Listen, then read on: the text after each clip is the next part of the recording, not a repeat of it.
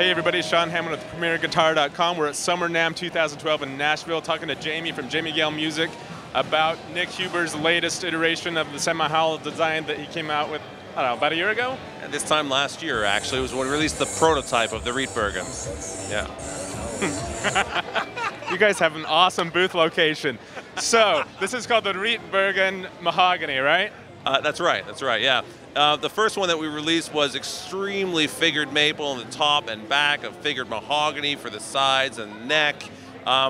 Really just trying to sort of get a feel for the hollow body. It's the first one that Nick's ever made, really, and expect to do a number of changes on it. And actually this gentleman here, Andy Reese, last year when we asked what we might do to sort of really encapsulate the people who love hollow body instruments, Andy really suggested he'd love to see it in a mahogany. Because the original is maple on maple. Like maple, solid maple top with laminate sides and back. It's actually solid side. Solid, okay. Solid Sorry, Nick, it's all solid maple on the original Rietbergen. So, all right, mahogany. Andy, why did you want mahogany? I like the softer tone that mahogany produces.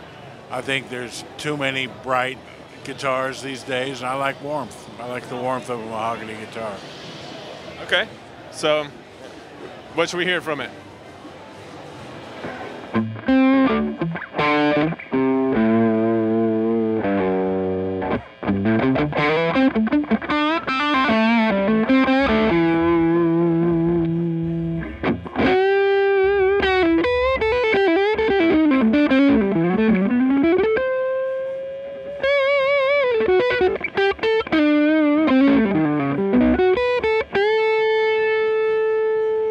So, Jamie, are these also Heusel pickups, like some of Nick's other guitars? Yes, they are. They're all wound by Heusel.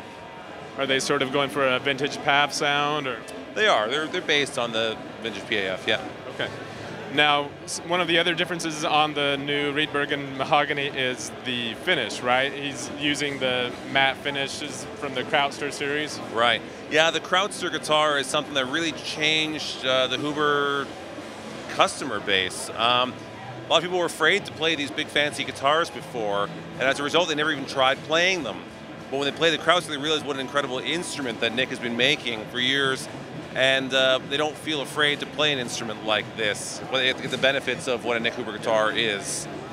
Now we should mention that in case there are like some Trekkies in the crowd or people who hate Star Trek, that this is not the standard truss rod cover. This was made for another artist, so, but I'm sure that Nick would be happy to give a Star Trek truss rod cover on custom order. This particular guitar was made for a guitarist in Germany from a band called the Beatsteaks, and he loved the guitar, but we're making one slightly different with a few changes. Just like Andy wanted mahogany, this guy wanted something a little bit different from it, which is of course what we do. We're a custom shop, really.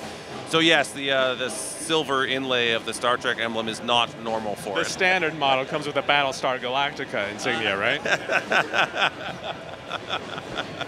Kidding. All right, so where can people go to find out more about this online? NickHuber-guitars.com. Cool. Thanks, Andy. Thanks, Jamie. I'm Sean Hammond. Thanks for watching PremierGuitar.com.